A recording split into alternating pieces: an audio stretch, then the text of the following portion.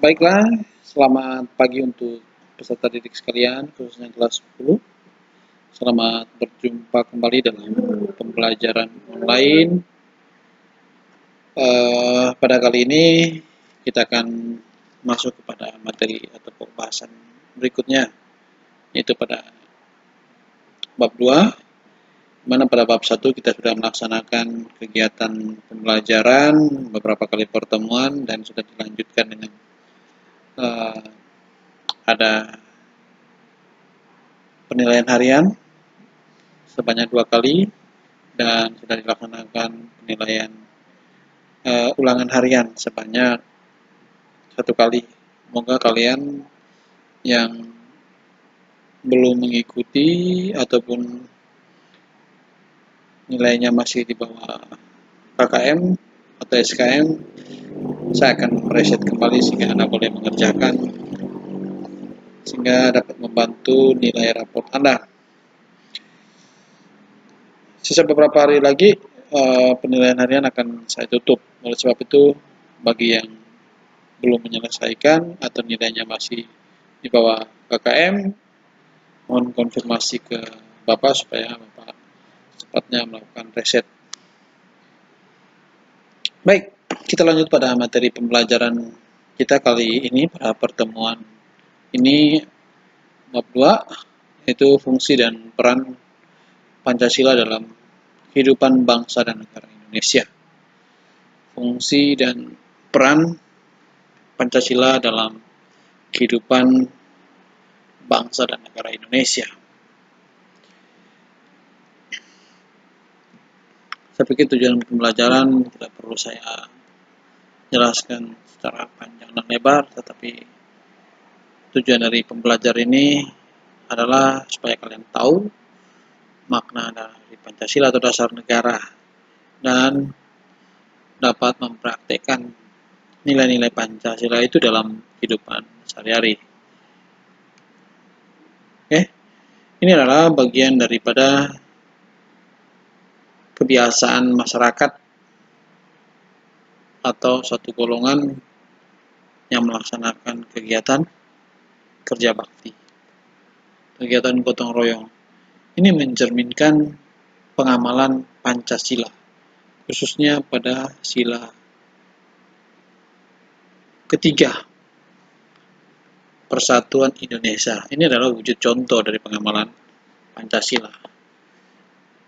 Ya, kalau Anda baik itu di kampung, di tempat tinggal maupun di kota, pada umumnya orang biasanya kerja bakti. Salah satunya ya membersihkan parit atau selokan, membuat jembatan, membuat jalan, ataupun membersihkan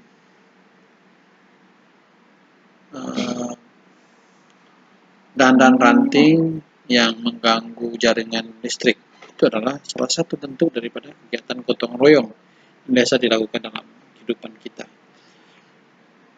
Baik, kita lanjutkan hakikat daripada Pancasila. Nah, apa sih Pancasila itu? Nah,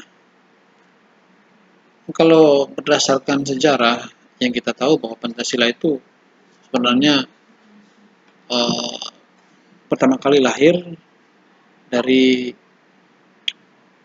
dalam sidang pertama BPUPKI pada tanggal 29 Mei sampai 1 Juni 1945 ketika Presiden Insinyur Soekarno menyampaikan pidatonya di hadapan sidang pertama BPUPKI. Nah, namun jauh sebelumnya bahwa Pancasila itu sudah dikenal. Pancasila itu sudah jauh dikenal sebelumnya, yaitu di dalam kitab Sutasoma karyanya Empu Tular. Pancasila dalam bahasa Sanskertanya itu berasal dari dua kata, yaitu panca yang artinya 5 dan sila itu artinya sendi, asas atau dasar. Sehingga kalau dirangkaikan, Pancasila itu adalah berbatu sendi yang 5 atau pelaksanaan kesusilaan atau Pancasila Karma. Itu adalah bagian daripada pengertian Pancasila berdasarkan etimologinya.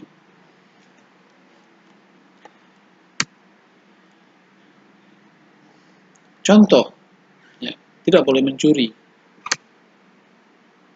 tidak boleh berbohong, dan tidak boleh berjiwa dengki atau iri dengki terhadap sesama atau siapapun.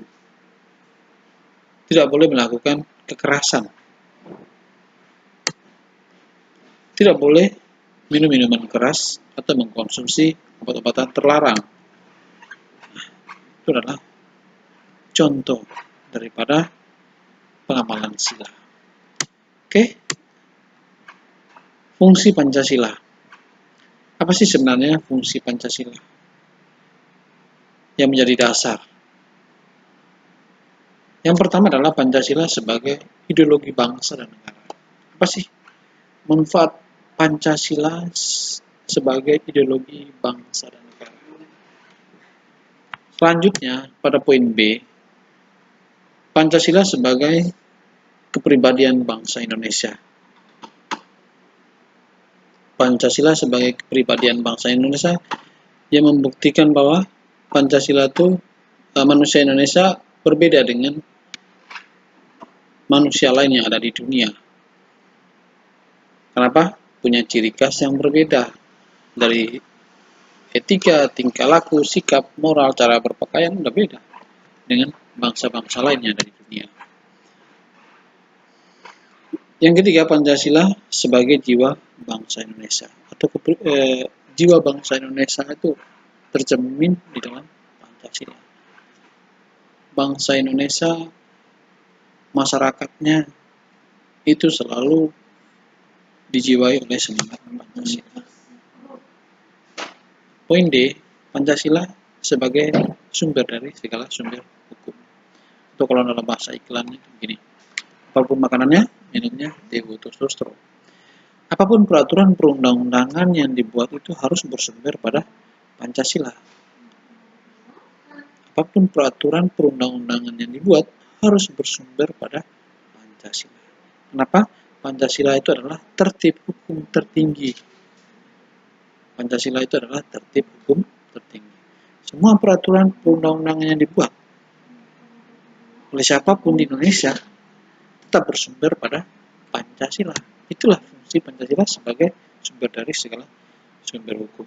Pancasila sebagai perjanjian luhur bangsa Indonesia. Artinya Pancasila itu sudah ada di Indonesia dan ada sejak dulu dan terus dikembangkan, bukan sampai generasi kita dan generasi yang terus dan terus sampai kita mati.